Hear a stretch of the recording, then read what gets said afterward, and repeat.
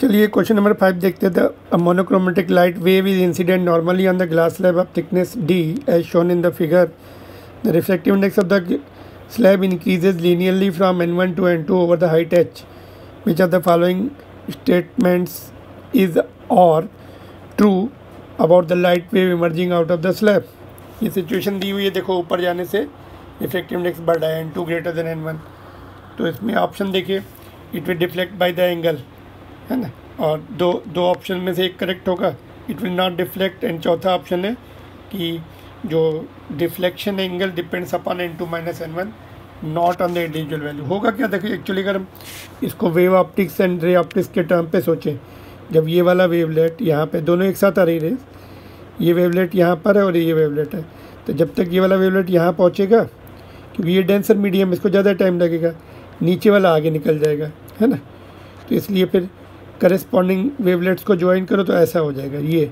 तो they want to से जो प्लेन वेव फ्रंट है वो इंक्लाइंड हो जाएगा, कितने एंगल पे इंक्लाइंड हो जाएगा, that is what is the meaning here. Deflection का मतलब ये है कि वेवलेट प्लेन वेव फ्रंट का डिफ्लेक्शन कितना होगा वर्टिकल के साथ। तो देखिए अगर इसको सपोज टाइम t2 लग रहा है क्रॉस करने में, तो ऊपर वाले को t2 थिकनेस कितनी दी है d, तो टाइम t2 कितना हो जाएगा, distance upon speed of light at that place which will be c/n2। Speed कितनी, स्पीड अगर हम वहाँ पे v2 लिखें तो v2 कितनी होगी, c/n2। तो time to cross is d और n2 ऊपर चला गया, c नीचे रह गया। अब नीचे वाले को सपोज t1 टाइम लग रहा है उसको क्रॉस करने में, उसको कम टाइम लगेगा ना t1, तो इसमें क्या आ जाएगा dn(n1/c), सेम लॉजिक से, है ना। तो सपोज ये 2 सेकेंड में ट्रेवल क्रॉस हुआ, ये 1 सेकेंड में हो रहा है, तो डिफरेंस कितना हो गया टाइम का, टाइम डिफरेंस कितना हो गया, ये t2 minus t1 which will be in fact d/c common ले लिया तो ये n2 माइनस n1 आ गया। इतना टाइम डिफरेंस है ना, उतने टाइम डिफरेंस। सपोज ये 1 सेकेंड में यहाँ पहुँच गया, अभी जितना जो टाइम डिफरेंस है उसमें अभी वो एयर में ट्रेवल करेगा। सपोज ये डिस्टेंस ट्रेवल की यहाँ तक पहुँच गया, जब तक ये यहाँ पहुँचा ये नीचे पहुँच गया, आगे निकल गया, जो एक्स्ट्रा टाइम है। सपोज ये dx उसने एक्स्ट्रा ट्रेवल कर लिया उतने टाइम इंटरवल में, तो dx कितना होगा, अभी एयर में ट्रेवल कर रहा है, तो distance is equal to speed into time, extra time जो dt, स्पीड तो अभी c रहेगी इसमें, और एक्स्ट्रा टाइम जो है उसका, जो एक्स्ट्रा टाइम बचा है उसमें वो बाहर निकल के चल रहा है वो, तो c cancel, dn2 minus n1, तो ये हो गया। अभी इन दोनों को ज्वाइन कर दो, एंगल निकलना है हमें, ना।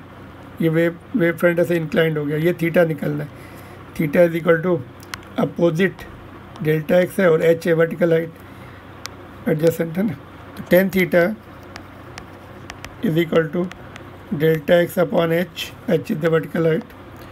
तो ये वैल्यू पुट कर दी हमने dn2 minus n1 upon h, therefore theta is equal to tan inverse of dn2 minus n1 upon h। कौन सा ऑप्शन मैच कर रहा है, ऑप्शन नंबर बी। तो इट में तो ए रॉन्ग हो गया और सी भी रॉन्ग हो गया, डिफ्लेक्ट हो रहा है वेव फ्रंट। और D, deflection angle depends upon n2 minus n1 and not on the individual values, है ना। तो n2 माइनस n1 आया, n1 एंड n2 इंडिपेंडेंट नहीं है, इसमें अलग से नहीं आ रहा, तो ये भी सही है फिर।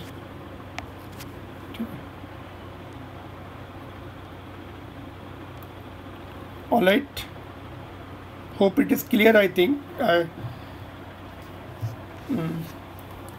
and things are very clear here in fact, है ना। तो if you like it, please hit the like button and subscribe the channel also, share to your friends for further videos like this. All right.